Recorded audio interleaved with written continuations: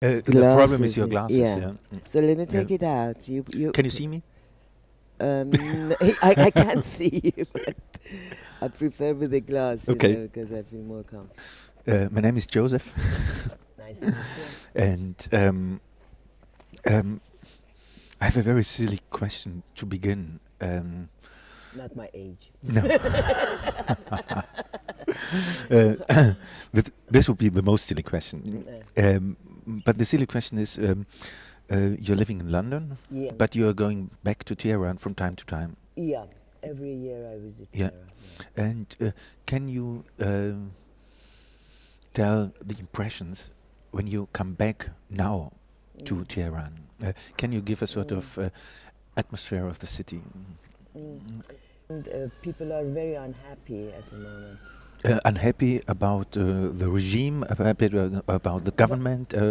About everything, about the way of life, I mean, because it's very difficult. The inflation is very up, and everything is becoming really expensive, I mean, for instance, a few years ago when I went to Iran, it was enough just bringing like 300, 400 pounds and live there for 2-3 months, and I actually like to go to Tehran to save money, But now it's so expensive, everything, Really? everything, yeah. And even elementary goods. Yeah, of course. I mean, milk, meat, everything.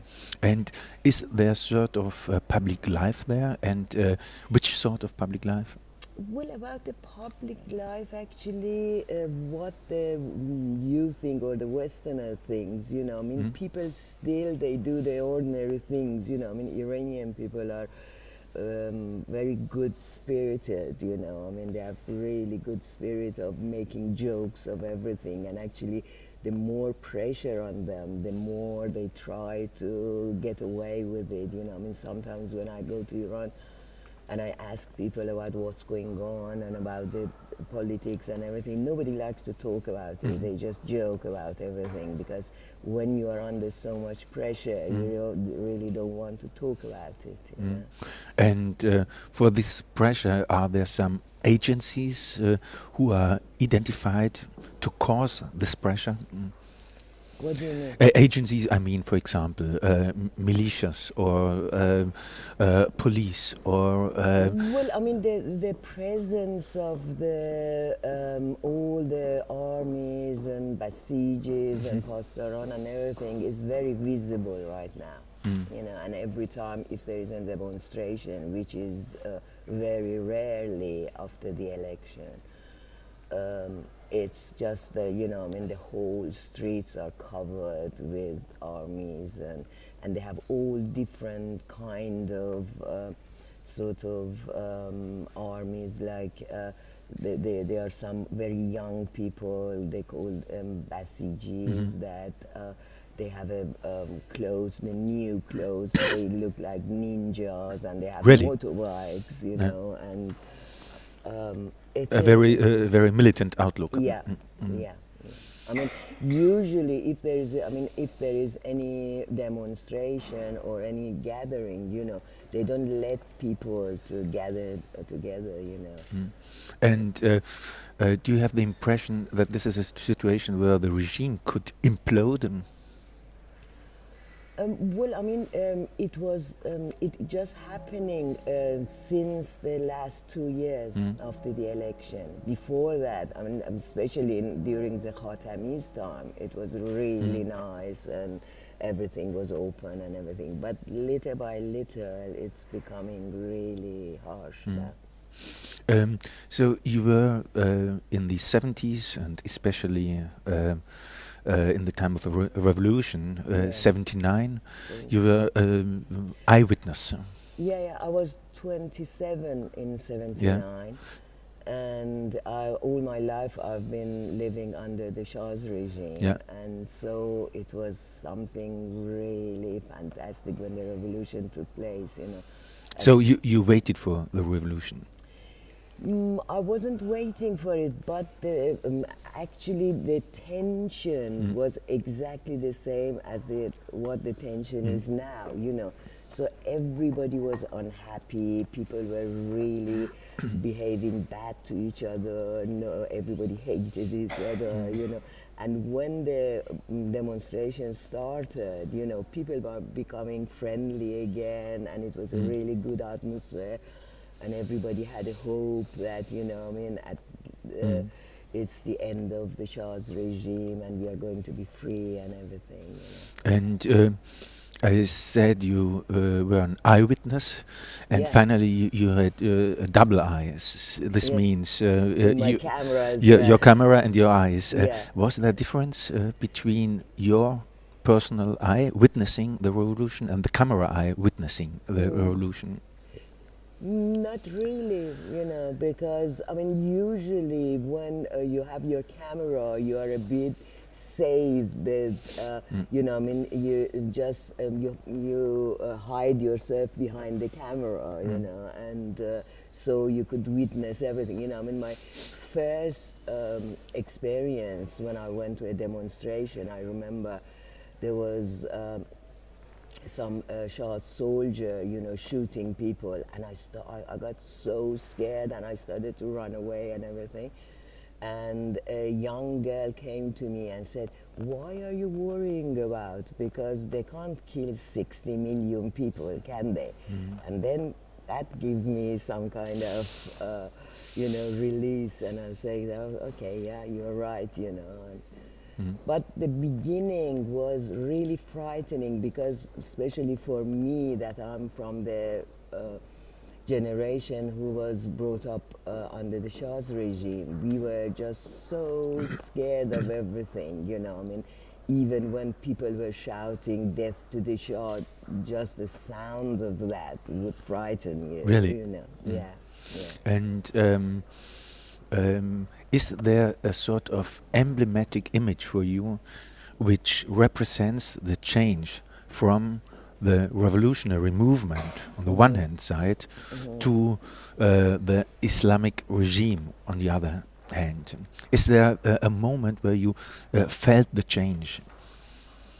I don't understand exactly what you mean. Yeah, so we in Middle Europe had a very optimistic view to Iranian revolution, Iranian revolution, but didn't really know how this could change to this theocratic regime.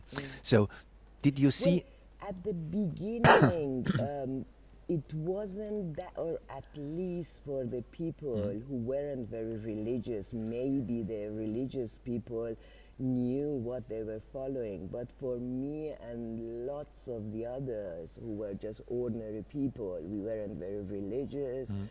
And we actually didn't know much. I mean, we were all Muslims, but I learned all about Islam after the revolution, you know, because in those days, we were just called Muslims, you know, and we had no information about Islam and anything. Yeah, but nevertheless, is there an event, situation, an image, or even a scene in the streets where you felt that this revolution would transform to a theocratic regime? Is there something which you No, can... that wasn't visible at the beginning, because, you know, I mean, they were just all different group of people, like leftists, the Tudeh party, and all the different kind of Maoists, you know, everybody. But they all were fighting for their freedom. No, but it wasn't visible in that way that it was Islamic kind of thing, revolution. You know. I mean, of course, it was Khomeini. Everybody was fond of Khomeini, of course. Yeah. But nobody. I mean, we were actually fighting for our right and our freedom. And we thought, as we were promised, that you know, this revolution going to give us whatever we want and all the freedom of speech and freedom of everything. But there are a series of photographs of yours documenting scenes in the streets, especially scenes in the streets, documenting especially women, so demonstrating women, and don't know if you know some articles which were written by Michel Foucault at the same time. You know, I Michel remember. Foucault came from Paris, Yeah, I um, remember. went to Tehran, and had a very interesting, I think, a very interesting idea to make something which he called reportage d'idées, report of ideas.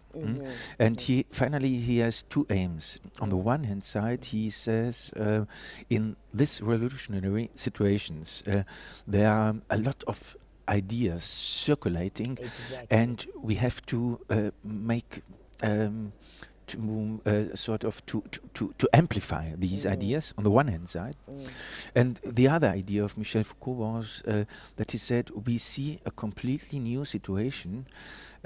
This means not only a revolution, but a revolution in which the spiritual impact in politics may be visible in a certain way. A future destiny of politics, not politics in the Western kind, but a combination between spirituality on the one hand side and politics on the other hand. And this he called reportage d'idées. When I saw your photographs, I have the impression, but please correct me if I'm wrong, I have the impression that your photographs show something like reportage d'affect, so reports of affects, of sentiments, of emotions, etc. Was this a certain aim of your Yes, I mean, for me, because I never in my life I was following any groups or Yeah. any certain ideas, you know. I mean, we were just trying to report what it was Yeah. going on, you know. And for me it was, and I always thought to myself, how can all these different ideas Yeah. come together and have a same kind of, be united in a way, you know, because everybody was fighting and going to demonstration for their own things, you know. I mean, like whatever you didn't have, you thought you were going to achieve that after the revolution. So it's very different, and it still is like that, you know. I mean, sometimes in London, when there is a demonstration, there are all different group of people. They, at the end, they become to fight with each other. So what can you do to make everybody happy? That is, you know, I mean, the question that it's sometimes I think is impossible, you know. Yeah, but once more, coming back to your photographs, my impression was that is a sort of archive of emotions of these several weeks, months in the streets of Tehran. Was this a certain special interest of yours to show revolution via affects, via emotions, via even contradictory emotions? This means hate and euphoria or contemplation and aggression, etc. So if I looked at your photographs, I had the impression that is like a sort of album, an album of different emotional expressions. That's very true, actually, because I always, you know, I mean, I always go with my instinct and my emotions, you know. I really, those days when I was in the street, I didn't care what was going on, really, you know. I was just go with people and what they feel and what is their reaction, you know.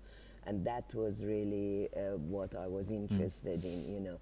I mean, seeing people, what they do, how they react to the shooting or whatever, you know. I mean, their emotion, I mean, the moments of their emotion was very interesting for me. And if you think about the instrument, this means the camera.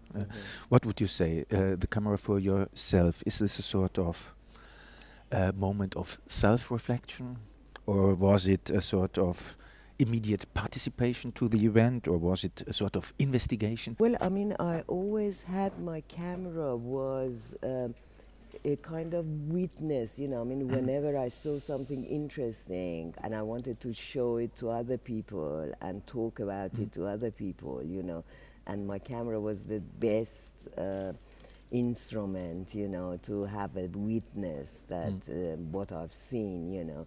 And also there's another thing that I love about the camera is that to get too close to people, you know, because when, I mean, for instance, if you go to the street, it's very difficult to make connection with people and talk to them. But when you have your camera, as soon as you show people that you are interested in their life, they become very friendly to you, you know.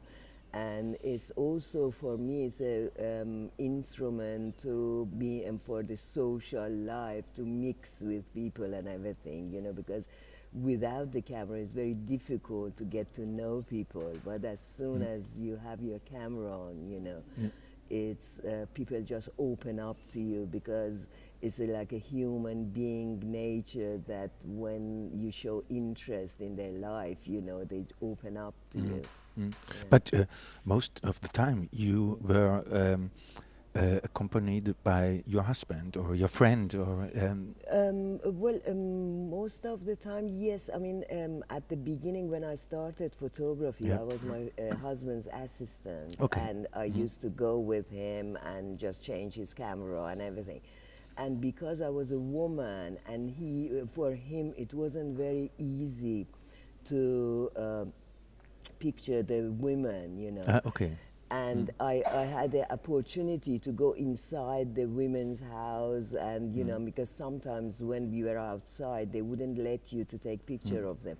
But when I went inside, as I was a woman, they would take off their scarf, they would comb their hair and sit in front of my camera and everything. So then I thought, you know, I have a good opportunity to go to the life of women, you know, that my husband can't, you know.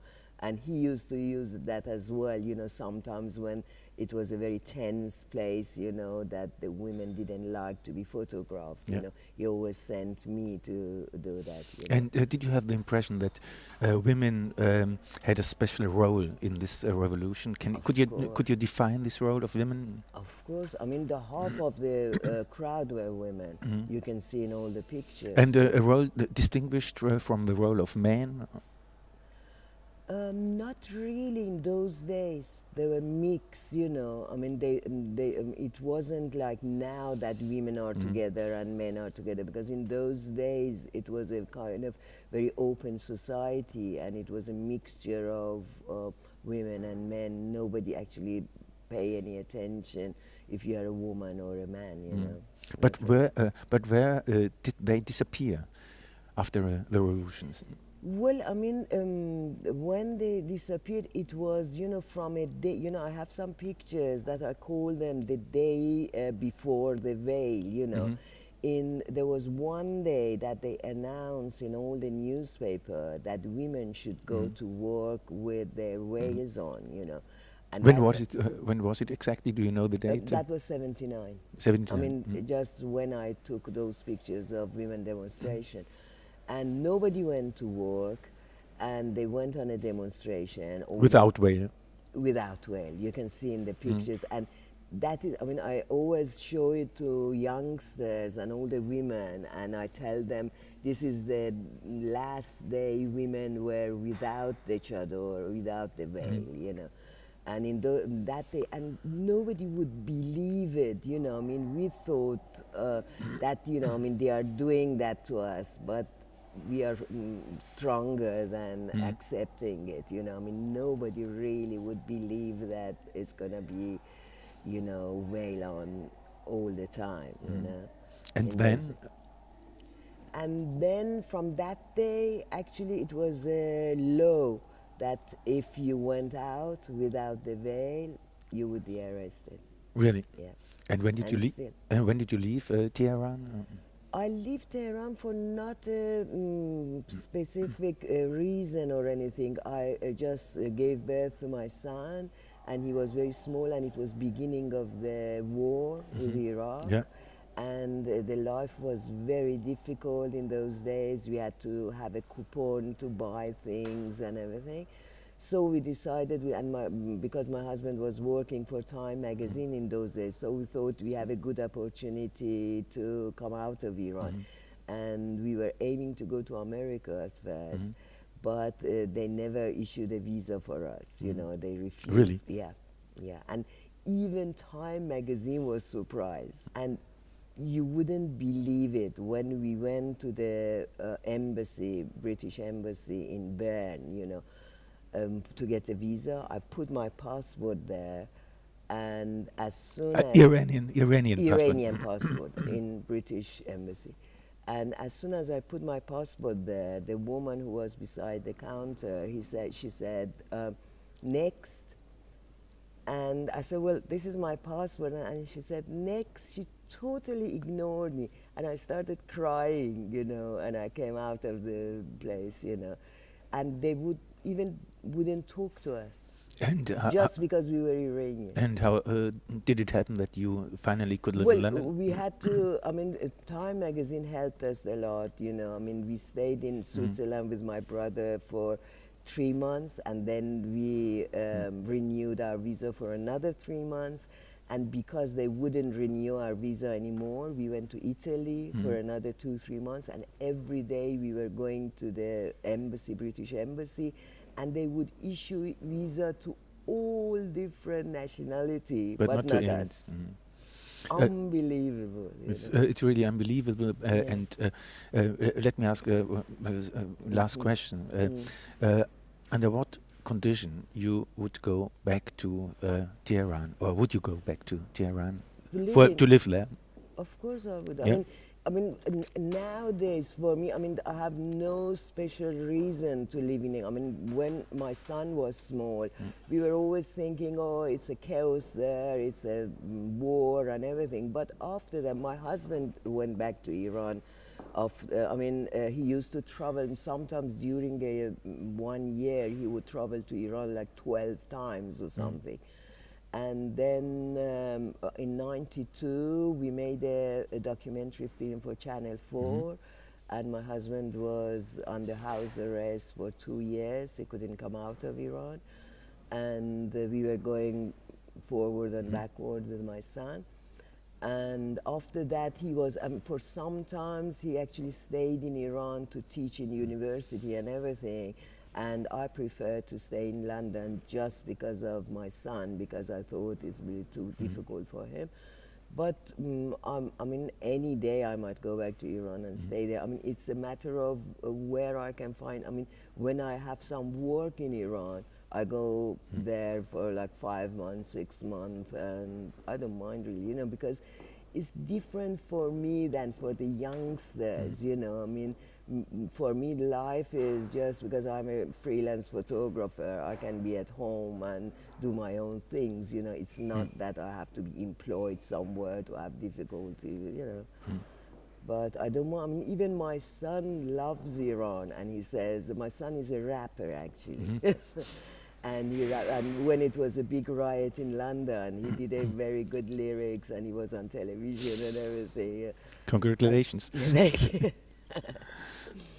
And but he's really ready to go back and live in Iran, you know, because his Farsi is perfect with no accent, you know, and I'm very proud of that actually. I like this. I like your perspective on Iran, which isn't not at all dramatic. It's not. I mean, yeah, you can talk to different people. I mean, I have lots of friends who were in prison. But for me, because I was always, you know, I mean, I never had difficulty to go back to Iran. I mean, still, I'm an envy to all the Iranians. They say, oh, you're lucky you can go. Because we were pro-revolution, and all during the revolution, we were taking pictures and everything. And we never had any difficulty. I mean, of course, you know, with Iran, it's always some problems, you know, I mean, on and off, you know, we were just being sometimes taking off our press cards and things like that, but not generally. But I can't say that that is the same for all the Iranian, you know. I mean, I'm talking just for myself, you know. I didn't have any problem, and I still don't. Thank you so much. Thank Hey. you. Thank you. Yeah, that's the truth, you know.